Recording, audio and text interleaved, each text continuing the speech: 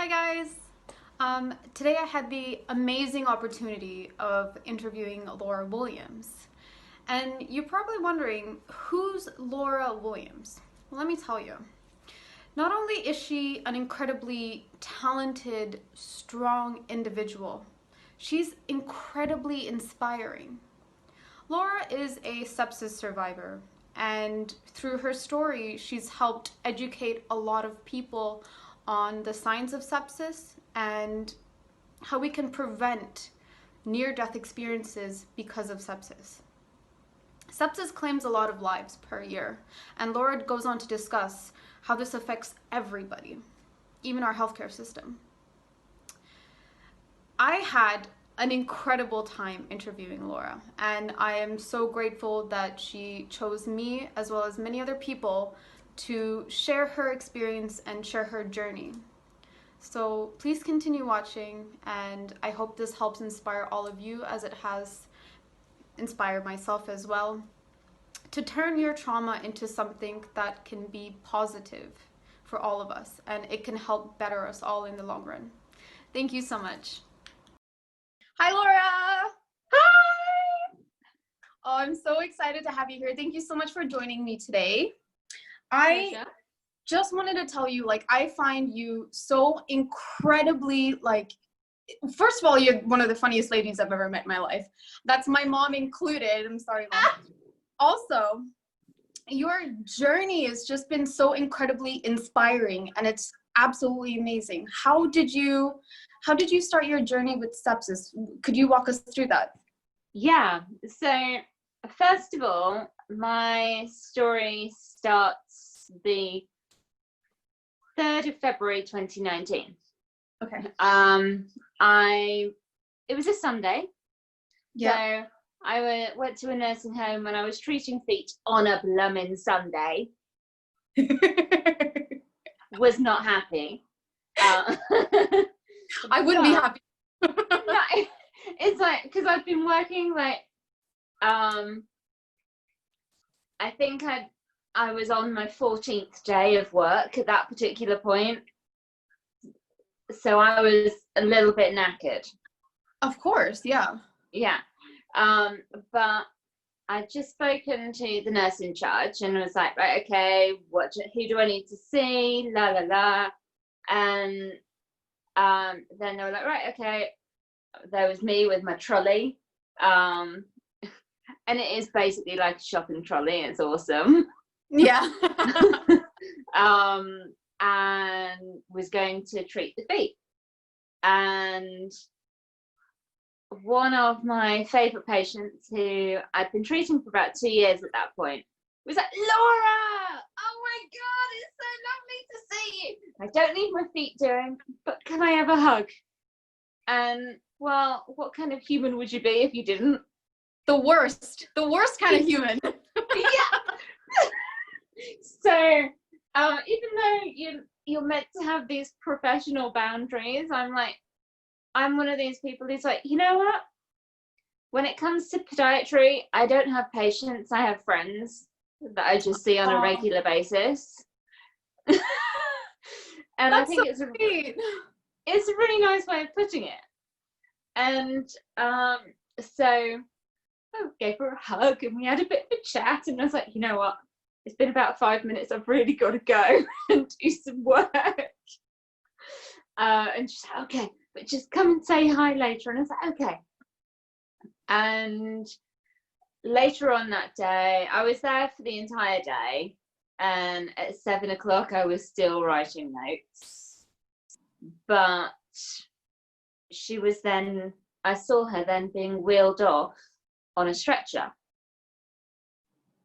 And I was like, what's going on with a patient who will not be named due to confidentiality reasons?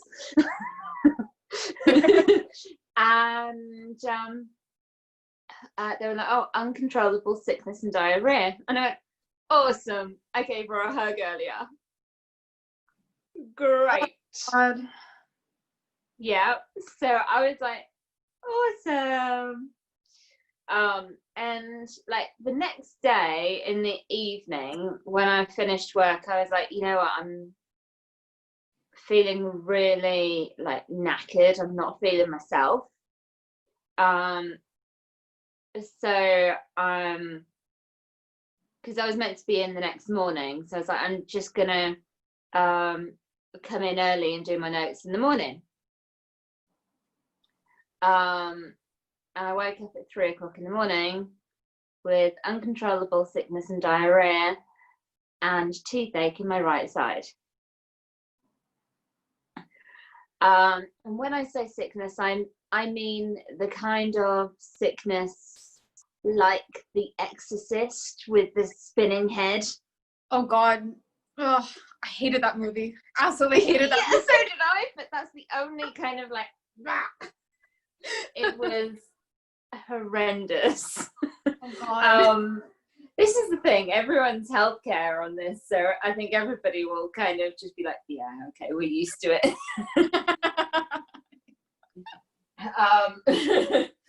So it was like, great, a toothache, and I've got the norovirus off my patient.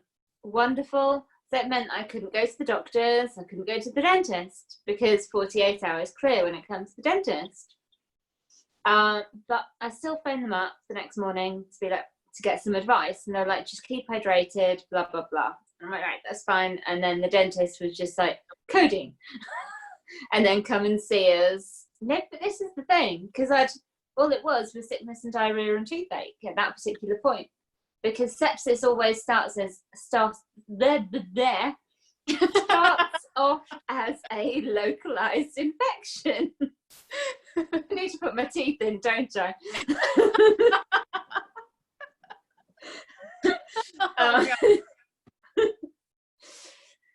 I'm always making her laugh. I don't know why. Oh my goodness. Same. Yeah, so I was like, I thought nothing of it. So phoned sent a text to my boss at 3 o'clock in the morning. I then phoned her at 7, just to leave a voicemail as well, because I'm not going to be that horrible to phone in the middle of the night, especially when she's got 2 kids. Oh, and it was like, right, okay, just need to kind of make sure that she knows that I'm not going to be there at 9 a.m. And I was like, yeah, I don't think I've ever felt so gross in my entire life. But it was like, right, okay, I need, I had the Tuesday and the Wednesday in bed. Hardly had any energy to even go to the bathroom. It was kind of really lethargic. But I knew that the shit really hit the fan on the Thursday, when I woke up with basically no neck. Oh God. I've just realised I haven't got the pictures. I'll send them to you so you can put them on. Yeah. And basically my neck was out here. Oh, goodness. Because of the swelling. And so it meant I was finding it quite hard to breathe. Was really confused. And that is basically because I knew something wasn't right, but I was like, right, when it comes to healthcare workers, we are the kind of people that don't want to put any pressure on the NHS or any health service, are we? Yeah, that is so true. So I was like, I'm not going to go to A&E, I'm going to go to the doctors. so I waited because I woke up at 6:30 in the morning. I waited to go to the doctor, to phone the doctors at 8:30. I phoned up and I heard, "We're very sorry, the doctors are shut today due to training." They weren't. I was hallucinating. Oh my goodness. Yeah. So my mum phoned and she got me in 20 minutes later. So glad. And so when the doctor saw me, he was like, "Oh, you're really not well." He took my O2 sats. They weren't bad at that particular point. My temperature mustn't have been quite 38.2 because it was like, and the swelling and not really being able to talk, even though I'm a bit of a chatterbox. I hadn't noticed. And I had such extreme rigor that my body looked like I was having a fit. Oh. But it was like, and really like kind of like had a rash, all of this. And my breathing was really, really fast. And that happens when you're not getting the oxygen around the body. You're trying to take in as much oxygen as possible and it's just not working. So basically you're actually just taking in more and more carbon dioxide and it's just making the blood more and more acidic. And my blood pressure was quite low, but I get low blood pressure anyway. But my pulse, I don't know actually what it was, but I do know that just before going into surgery, it was 169 per minute at rest. And that was after I'd been on antibiotics for 5.5 hours. Yeah. That's bad. That is very bad. Yeah, heart attack bad, basically. Yeah. Luckily that didn't happen. But when we were at the dentist, no, we got to the doctor's. The doctor was like, "I'm not a mouth specialist. You need to go to the dentist." An emergency appointment with the dentist. So we then got an appointment within an hour. Oh yeah, but he was like, "But here's some amoxicillin." Oh god. Broad spectrum antibiotic. Yeah, Here you go. When I was sat in the dentist, I literally was in the dentist chair for 2 minutes and she was like, "I don't want to scare you, but you need IV antibiotics right now." And of course, that's when it hit my brain, oh shit, because I wasn't with it at that point. So you were still hallucinating up until that point? I was really out of it. Like, okay. It was like, yeah. And I remember, I basically just have little flashes of memory because I was that out of it. Wow. I remember my mum phoning my dad saying, "Right, she needs phone charger, all of that jazz, and you're taking us to A&E in a minute." And it's basically because where we are, they're doing works on our hospital because it's the Royal Sussex, so they're basically building an entire hospital on the same site. Oh, great. Yeah. So it was like, my mum literally was like, I don't think my mum or my dad have ever speeded so much in their life. But got to A&E. Oh yeah, and the funny thing was, I was that with it in the dentist that when I went out of the dentist, I had the money out to pay, and I went to give it to the reception, and all of them just went, "Go!" And I'm like, "Yeah, but go!" And my mum had to pull me. Oh no. I'm dying, but please take my money first. Yeah. Well, we have to keep the economy going. Yeah. Oh God, Laura. So, I don't know if the doctor had phoned the the A&E. I'm not sure, because the Max Fax team were basically almost there when I arrived.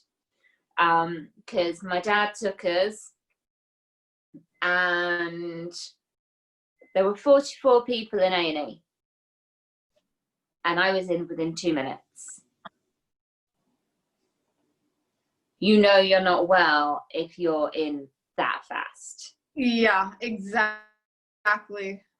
Oh God. And then 1 minute later, while I was still in with triage, the Max Fax team were in with triage. For me, the particular type of sepsis that I had, infection I had, is something called Ledwig's angina. So it's actually, it was an abscess below my jaw that had kind of just gone like. So luckily the on-call wasn't busy, and so she was like, right, okay, I've got you an x-ray, and within 5 minutes I'd had an x-ray and was back in A&E minors, and they were putting an IV in my arm. So basically what that means is they had basically started the sepsis 6 as soon as I started, because they had called a senior clinician. They had and they'd got they were starting the monitoring to find out what was actually going on here. Mm-hmm. And they'd actually opened up the access in my arm, and so with that they were taking bloods, and then I was then wheeled, because I couldn't actually walk the 100 meters to Majors. Yeah. To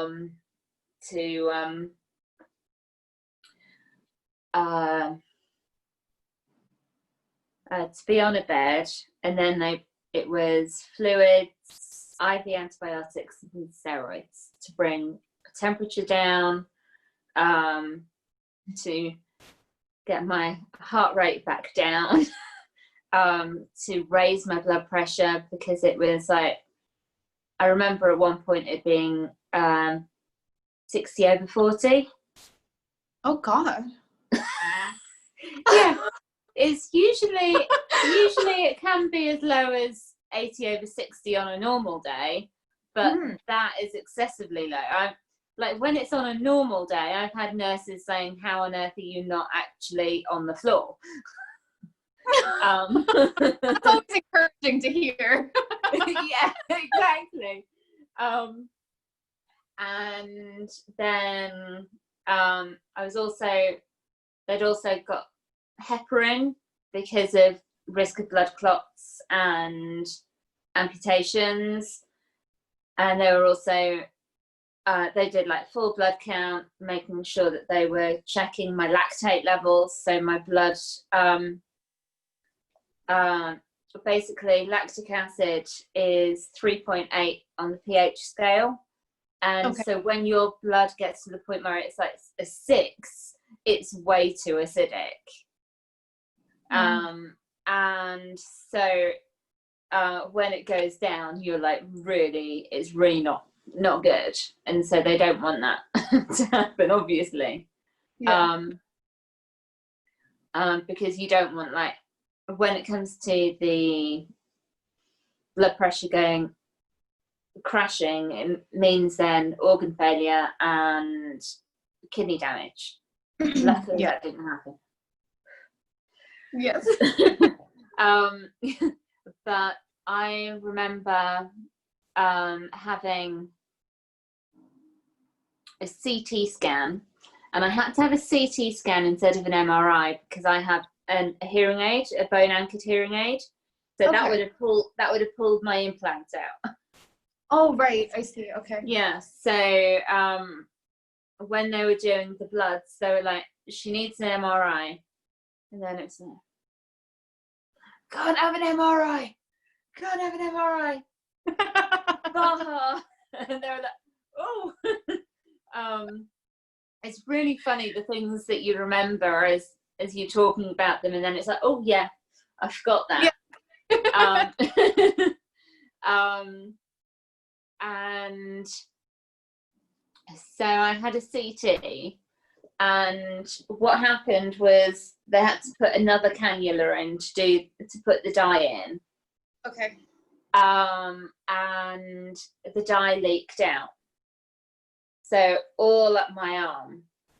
I don't know if you know about the dye when it comes to the CT, but it's a massive irritant.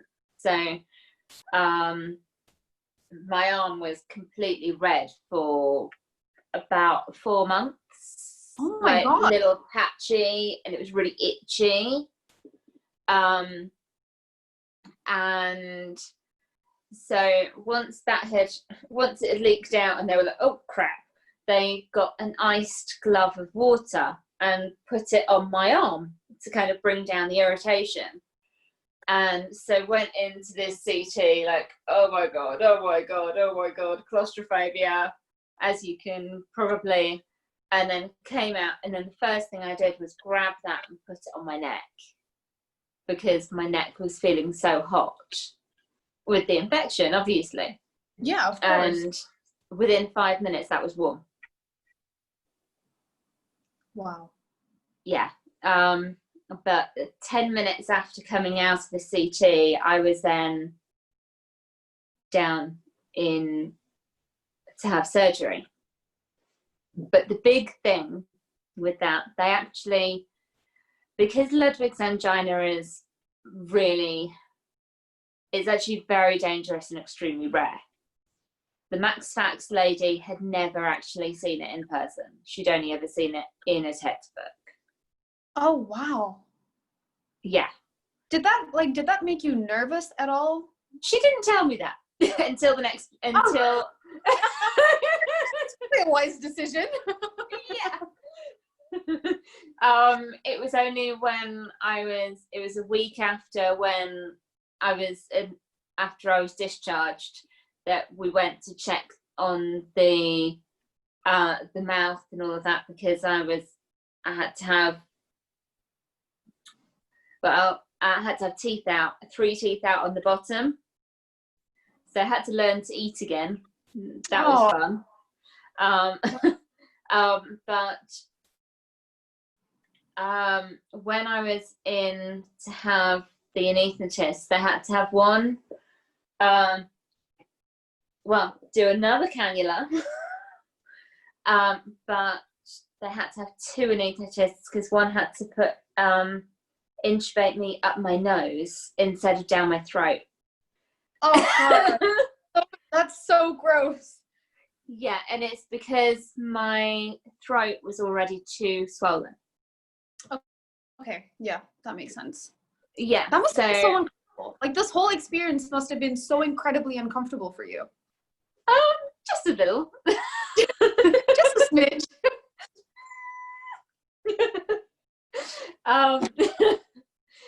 But when I woke up, because it was like a little bit in the arm, a little bit in the nose, a little bit in the arm, a little bit in the nose, I was just like, I was high as a kite. But I woke I really was. It was like, woo. Oh goodness. I woke up with drain here and here, and my neck's still out here. So before I had the surgery, it was like I was a hamster. And then afterwards, I was like a hamster crossed with Frankenstein's monster. Oh, I got you to snort. Yes. This is gonna be like, this is on YouTube for everybody to hear how I sound like a farm animal when I laugh. You're the worst, Laura. I can't believe you did that. Anyways, please continue.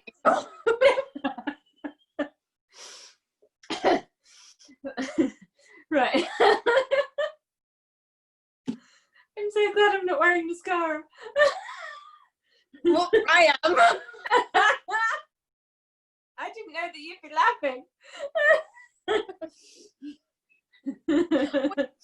Until it airs. Come on. No, so I woke up in recovery, and it's really sketchy what I can remember. I remember like bleeding in the mouth because they'd had to take 3 teeth out on the bottom to get down to put the drains in. So basically they had to take the infection from the top and the bottom, and it was just like they then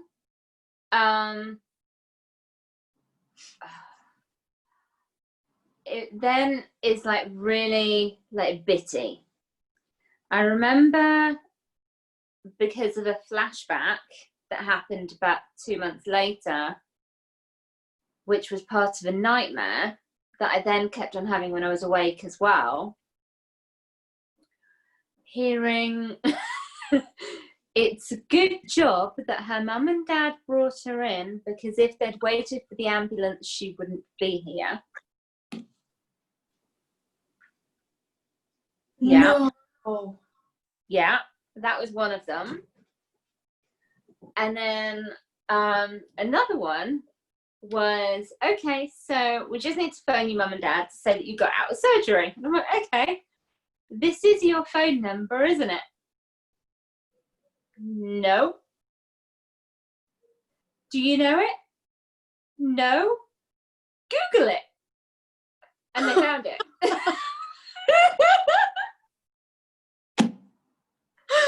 Oh my goodness. Google it. I must have been that with it that I was like, hey. And yes, so they got my mum and dad's number, and they were able to say, yes, she's out of surgery and she's alive. Which is always useful. Yeah. And they were like, I then actually about an hour later was like, can I speak to mum just to actually hear her voice? Because I didn't speak to her. And so it's like, I'm okay. And she was like, oh, I'm glad. And I've had half a bottle of wine. And I was like, I think you needed it. Poor mom. Yeah. Then I also remember hearing I think it was either the anaesthetist or the nurse saying she can't leave recovery until her pulse is down to 110. Because my pulse was still that high even after surgery, and been on antibiotics for probably about 10 hours at that point. Oh gosh. Like, this is how close it was. Well, the fact that if they'd waited for an ambulance, so half an hour, I wouldn't be there. So you, like, it was very, very thin. Like very thin. Yeah. And so I remember little bits of coming out of recovery, like because I was really in and out. But I remember going onto the ward and it was musical beds at midnight. Basically, because they needed to ensure that I was close to the nurse's station or the doctor's station to ensure that if I crashed, they would be there immediately. Yeah, so there was one person that was in the bed that I was then moved into. So they were then moved to the middle, and then with all of their belongings, and then that bed was there, and then my bed that I was on was then actually moved there, and they had to move a whole load of stuff. And goodness, you're just causing trouble for everybody. Yeah, basically. Then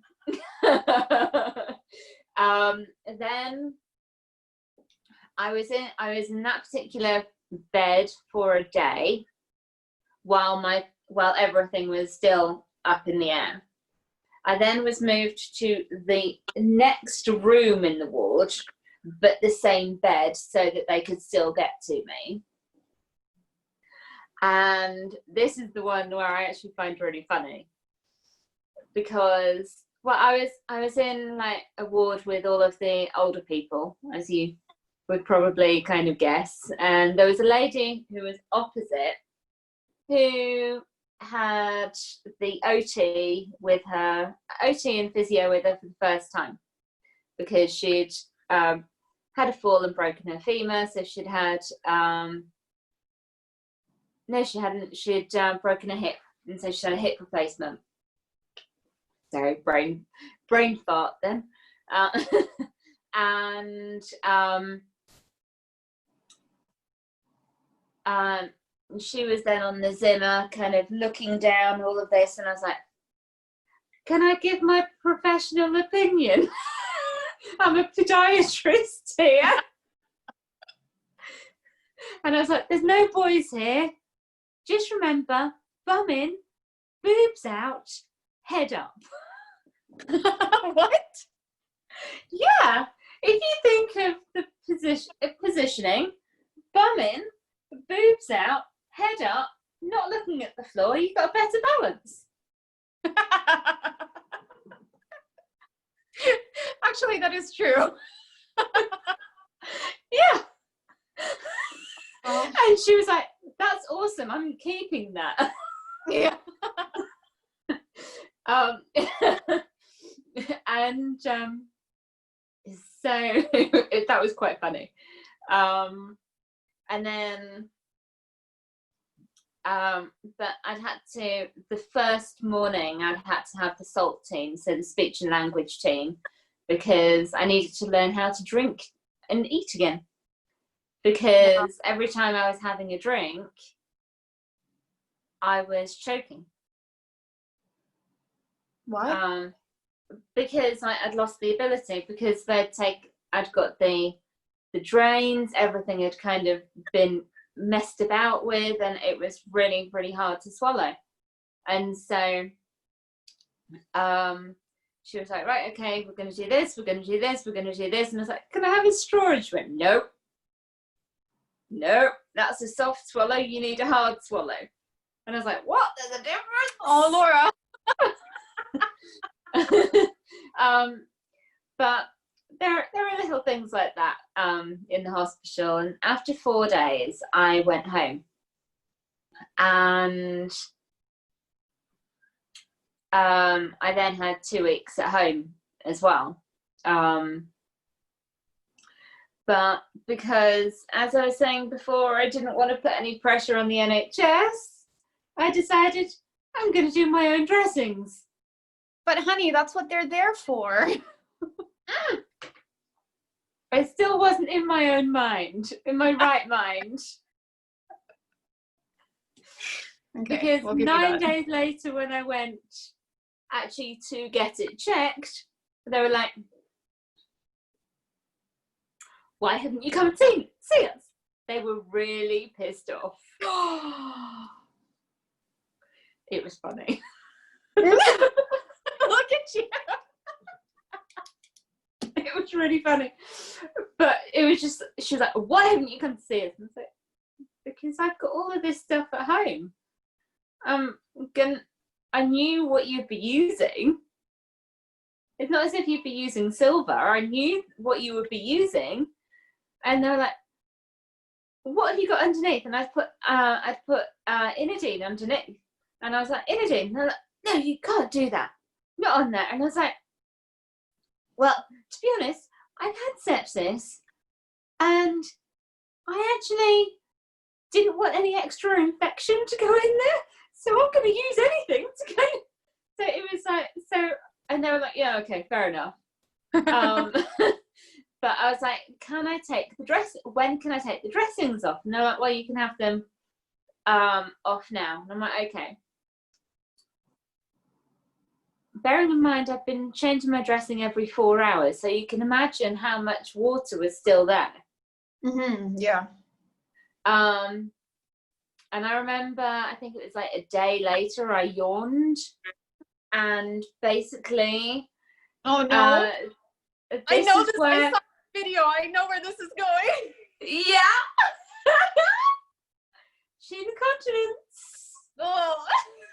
It was like Niagara Falls. I had to change my outfit. Oh God. It was so funny.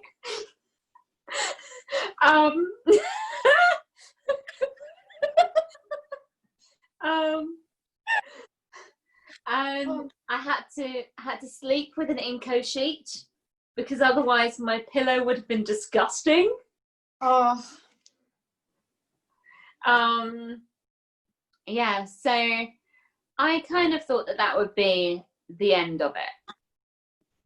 I went back to work after 2 weeks, and on the day that I went back to work, my great uncle died of sepsis. Yeah. No. Yeah. It is responsible for 1 in 5 deaths worldwide. It's responsible for 19.7 million deaths each year. See, no, when sorry, you say 11 million deaths each year. 19.7% of all deaths are from sepsis. That's still such a huge percentage. Yeah. So you said your great uncle? Mm. Is that the moment you decided, okay, I'm doing something about this, I'm going to become a sepsis educator? Is that what triggered it, or what? No, I actually was I'd wanted to write a blog on like infection anyway, this around the Christmas time, but I didn't know how to start it. Yeah. And so I actually started writing that blog in hospital. No. So I didn't forget stuff. Laura! Yeah. That's insane. Yeah. But I think you kind of realised you've realised that that's me though. You know what? This is true. Like, I've known you for a very short time, and already I'm just I absolutely love your personality. I wouldn't change it for the world. It's amazing. Please stop being you. Yeah, so but the one thing when it comes to sepsis, everybody thinks as soon as they go home, it's over. No. That's actually where my journey began. Because I then, for about a month, I was like, I was really, after I left hospital, I was really I couldn't have a cup of tea. Oh God, that's the worst. Yeah, because it changed my sense of taste. Oh. Yeah, and it's really common. One of the side effects of post-sepsis syndrome, you have a change in taste. And in men or just no? It just tasted really rank. However, I did go off chocolate for about 6 months. How did you survive without chocolate for 6 months? This is the thing. I've become more of a crisp addict now. I've become more of a savory, but I now like my chocolate again. But it took a while. But when it comes to it, so many people don't know about post-sepsis syndrome, because like there are 30 million people each year who have sepsis. 11 million of them die, and so you've got 19 million people each year who survive. Of those 19 million, you've got 7.6 million people per year having post-sepsis syndrome. And it's physical and psychological. Not all the symptoms, but you can get them. Like, pardon me, like edema. Like when, even to this day, I still find that I'm swollen here. And that's like a year and a half later. And we're doing exercises on my neck every day. Because I used to be a beauty therapist, and I'm like, no, not getting any saggy neck. But beautiful neck, no. Muscle weakness, like, and that comes from like being on a bed and not being able to move. Like, I was really lucky I wasn't in a coma, whereas a lot of people are. And with the podcast that I'm doing, every single time, there is not once that I haven't needed my box of tissues, because I'm just bawling, like, and like heart attacks, amputations, like for me it was the toeless runner, Maria Papaliamaya. She is such an inspiration, and it was just like, wow. But there's so much that you need to get through, and it's like you lose a sense of who you are, because like my hair would like come out in clumps, which and it's usually about a month after, and the same with dry flaky skin and nails. And a lot of people are like, a lot of medical professionals like got no idea why. But for me, because I worked in beauty, I've kind of got that extra bit. Whereas if, like, okay, this is going completely off topic, but not. If ever you're using a face cream, use it for 30 days, because you don't actually see the effect of it for 30 days. So I'm actually thinking it's to do with the regeneration of stuff, that's why after about 30 days your skin goes all funny, and your nails and your hair. That's my kind of little thing there, but I don't know. But it's really common. Like on some of the sites, you're literally some of the Facebook groups, the survivors, they're like, oh my god, look at this, and literally clumps of hair. Wow. And these are the things that we don't ever get taught. But with the muscle weakness, you've also got like muscle and joint pain. Like I remember coming out of hospital with a massive bag of medication like this, and I was like, oh crap, because I was still on antibiotics for 3 months, but I was also on pain relief, I was on NSAIDs, all of this, just to kind of bring everything down. I was on steroids, you name it, but I wasn't ill enough to be in hospital, if that makes any sense. Yeah. Yeah. But I still went back to work. Why? But when it comes to it, you have also like extreme fatigue. And a lot of people just think fatigue is tiredness, but it's not. It's full on bone tired. Like, I remember having phone calls at like 10:30 at night. Where are you? You finished work at 8. And I'd fallen asleep doing my notes. Or because it's 2 miles from the clinic that I was working to where I was living then, halfway home I'd have to have a nap. It takes 3 minutes. Wow. Or like when I was like working 30 miles away, I came and would manage like halfway, and then it would be like, okay, I've got to have a nap on the side of the road. Or get home and actually not being able to move. I'd have been able to move my feet with the pedals, but everything was just feeling like lead, so I couldn't get up. So I'd actually just have to sit there for about an hour before I actually had any energy to actually lift myself up.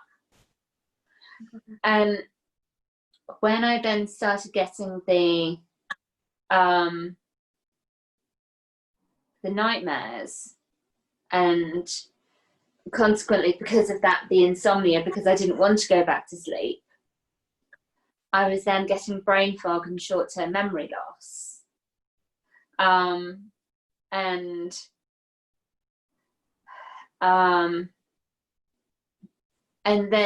then that then goes on to the excessive tiredness, which then goes on to the muscle weakness, which then goes into the muscle pain, and it's all, and then breathlessness, and it's all kind of interrelated. But did you know as well that you can get neuropathy, peripheral neuropathy, from sepsis? Wow. No, I had no idea. Yeah, and it's basically because the blood's so thick. If you think of it, the blood gets really thick because of all of the inflammation. And so when that happens, you're not getting enough oxygen to the nerve endings. And so peripheral neuropathy. So how did you deal with the physical and mental trauma? And what are your tips for somebody that has not even just dealt with sepsis trauma, but any kind of trauma, any healthcare related trauma? What are your tips for anybody out there that would be listening to this? First of all, get help. I am actually, yesterday I actually handed in my notice to the clinic that I have worked in. Basically because every time I'm going to wear a face mask, I'm having flashbacks of being back in A&E with 100% oxygen, because the pressure on my nose just has the same effect as that face mask. So speak to the doctor, get help. I've also gone on to antidepressants and anti-anxiety medication. And yes, people can be like, woo, and still go through that. So you need to actually, a lot of the time, kind of go deep. Like, but I also found that it wasn't just for people who've had like medical like trauma and stuff. I've actually also found that it, about 2 or 3 months after the diagnosis of something. So it made me very aware when I was having people who were like newly diagnosed with cancer or all of these different things. So it meant that I was having a completely different way of treating everybody, and it really changed my perspective. And one of the big things, it actually makes you very it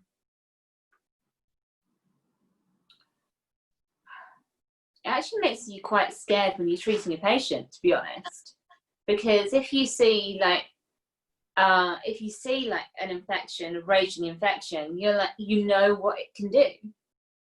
Whereas you know what it's like in a textbook, you see what it's like in a textbook, but you can't actually grasp it until you've experienced it. Of course. And I feel very proud of myself that I've actually managed to actually get through. And it's basically because the Facebook groups, UK Sepsis Trust, they have been amazing. I only found the local one in January this year, and it was the first time that I was actually able to talk about it with other people who understood. And then when we went into lockdown, at the beginning I was so paranoid. Ryan said that he's never known the place to be so clean in his entire life. And literally it was like constantly just cleaning everything like twice a day. And then it was like, okay, no, the irrational bit kind of was like, Laura, and I was like, actually no, I need to calm down now. And then it was like, I want to help people, so that's where the YouTube channel came in. And I actually feel that I've got more healing from the sepsis education stuff, as actually knowing more, like learning so much about it. Like if you saw my walls, if you saw the information I have on sepsis, you'd be like, ugh. One of my friends actually saw this one thing, which is like an A1 thing, and she was like, Laura, you've just given me a migraine just looking at that mind map. And I was like, yeah. On a mission, though. Yeah, but the thing is, it's also like, since doing the YouTube channel, I've now got so many different people who are coming to me and just saying, especially when I've been talking about post-sepsis syndrome, that they don't feel alone anymore. And the channel was originally for healthcare professionals, and it's now kind of doing a complete backflip, and actually healthcare professionals, but with a view to helping the patients by getting what they want on the videos. Yeah. And most of it is post-sepsis, because on the year anniversary, no, actually it wasn't the year anniversary, it was the World Sepsis Day last year. I went into hospital and took chocolates to the ward, A&E, and the Max Fax team. Can't do that this year. Nope. I would love to. I might just send them over. Send some my way, please.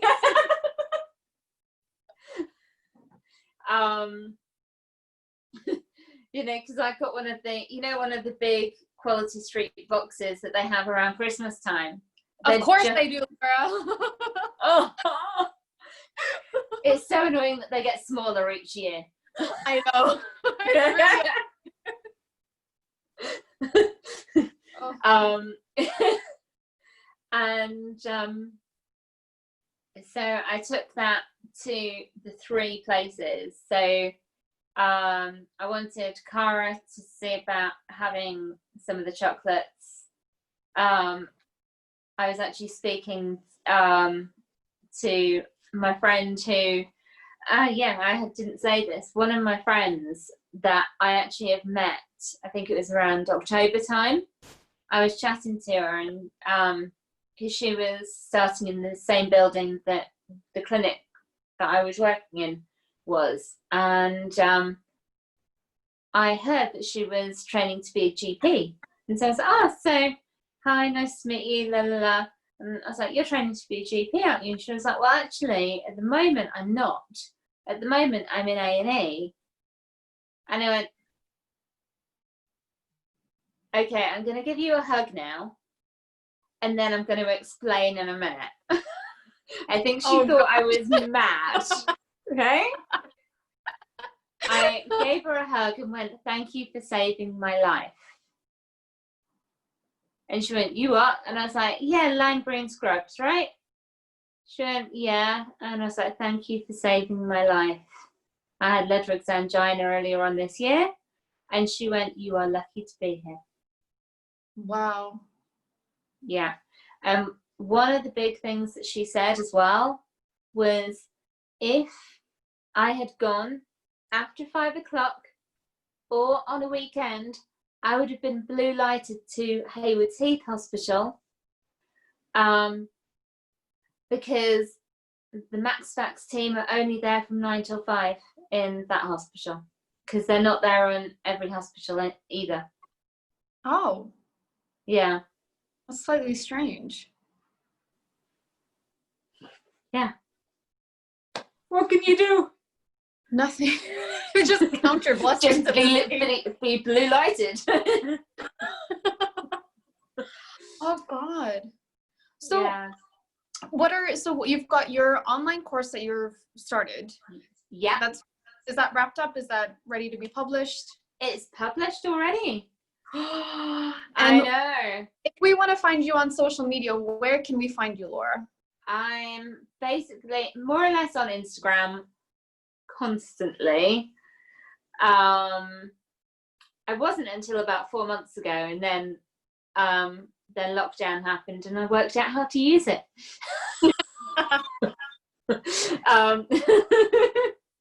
And now I'm there constantly. What about social media? Yeah, I've also got a Facebook group called Sepsis Education. And then also, if you get the online course, there is actually another Facebook group specifically for the people who bought the course. And so it's for people to be able to like talk about their experiences, and to actually kind of, well, just to actually have a safe place to talk. Because often when you're not sure about things, you don't want to say, "Oh, I don't know what I'm on about." And so it's actually really nice with that. So, and then I've also got the podcast as well. This evening I'm going to be editing another podcast, which is with Jess Tuffield, and she is UK World Sepsis Day Ambassador, and that's really amazing.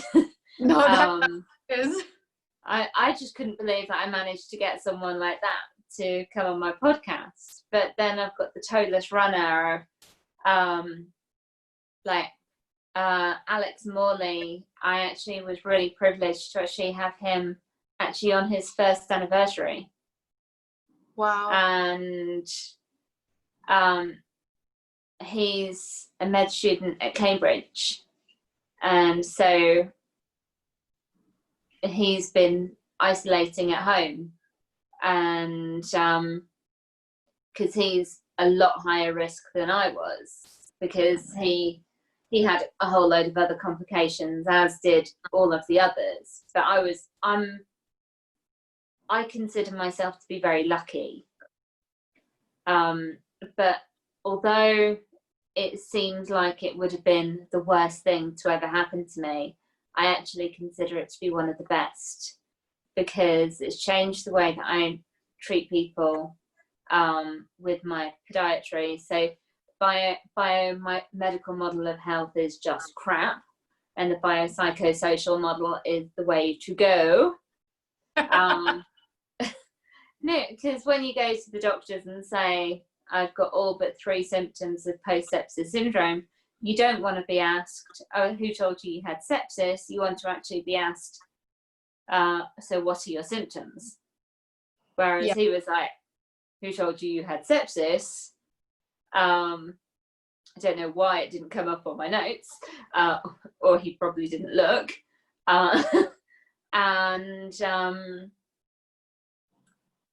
And then, yeah, it was only when I gave a really snarky medical response that he went, okay, let's do a full blood work. Because it was like, okay, I had a temperature of this, my pulse was this, extreme rigor, literally saying all of the signs and symptoms. And I was like, I don't think that's ascending cellulitis, I think that's sepsis, don't you? And he went, Laura, so that's rude. very cheeky. But he was so rude to me. Of course. He was like, you got who it. told you had sepsis? Yeah, who told you you had sepsis? And it was like, You. But it just makes me think, for all those other people who aren't medical professionals, if they went in and they were like, who told you you had sepsis? They could kind of like, oh, did I have sepsis? Because I went home and I'm like, did I have sepsis? Yes, of course I had sepsis. Yeah. What? And it gives you it messes with your brain. Yeah. Definitely, yeah. It's terrible.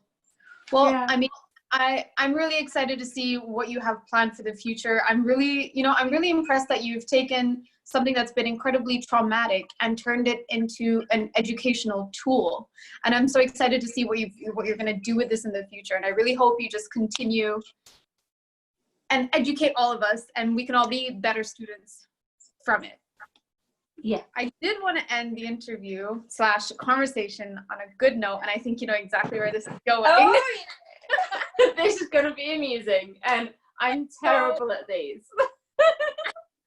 You're going to do great. I believe in you. I believe in you. A little bit.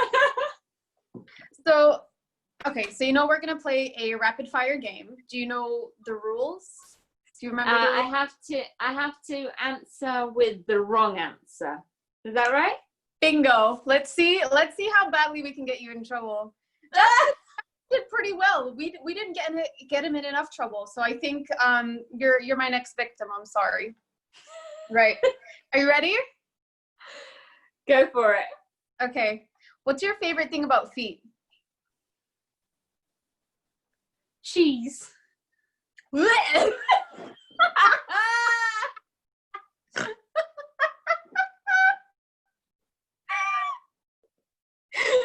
is wrong with you?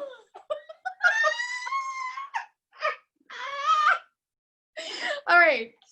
Good heavens. Do I want to play this game? I don't know.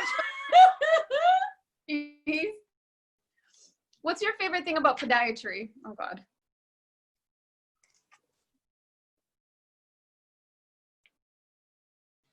This is the thing. So many people would be like, ew.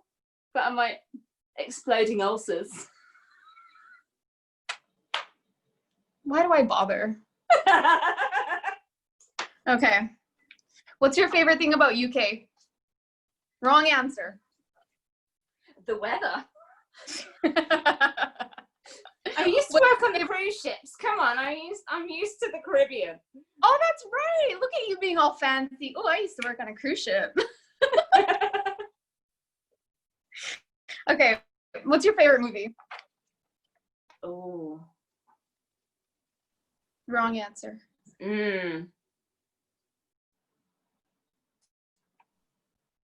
Oh, Come I'm on, just Laura. thinking- We're running out of time. Green Lantern. Okay, I'll give you that. I'll give you that. What's your favorite Pardon? favorite sport? Sport. Ooh. Are you a sporty person? I don't think I ever asked you. I'm not. Okay. Well, I mean, it's fine because you have to give me the wrong answer anyway, so. Hockey. Hey, I'm Canadian. Don't play with hockey. That's not Oh, okay. right. No. That's ice hockey. Ice hockey's different. Yeah, that's true. That is true. Yeah, field hockey I don't like. Yeah, I agree. Ice hockey is awesome. There we go. You're back in my good graces. We're good. Like, no. It's basically because the actual best movie ever is The Mighty Ducks. Okay, don't judge me, but I've not seen that.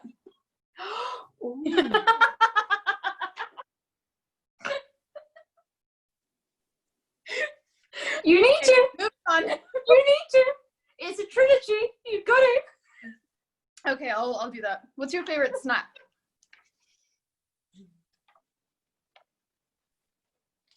Rice cakes. Favorite drink? Beer. Favorite fruit? And I say beer because I'm celiac. Oh. That's good. Cherries. Cherries. Favorite animal? Alligator. Oh, all right. This is the one that's gonna get you in a lot of trouble. Ah! Your favorite person? Oh. Ooh. It's Dave, isn't it? I know it's Dave. No, my favorite person would have to be. It has to be the wrong answer. Oh, yeah. This is why it's completely this particular person. My year 5 teacher. Oh. Oh no, she was a cow. She said that I was on a slow boat to China. Laura, you can't say that. This is going on YouTube. No, but she said I was on a slow boat to China in front of the entire class. I don't know what to do with that information. So I'm going to end this now. But it was so great chatting to you. I honestly, like, you're such an amazing person. I feel like we get along so well. I don't have to say that out loud, but I think it's so obvious. I can't wait to talk to you again. But thank you so much for letting me interview / chat to you. I had such a blast. I hope you had a great time. Oh my God, I had such fun. All right. I'm so glad I wasn't wearing waterproof, that I wasn't wearing mascara. It would be all over with it. But yours is fine. Yours is how on earth is that actually staged in Let me place? end this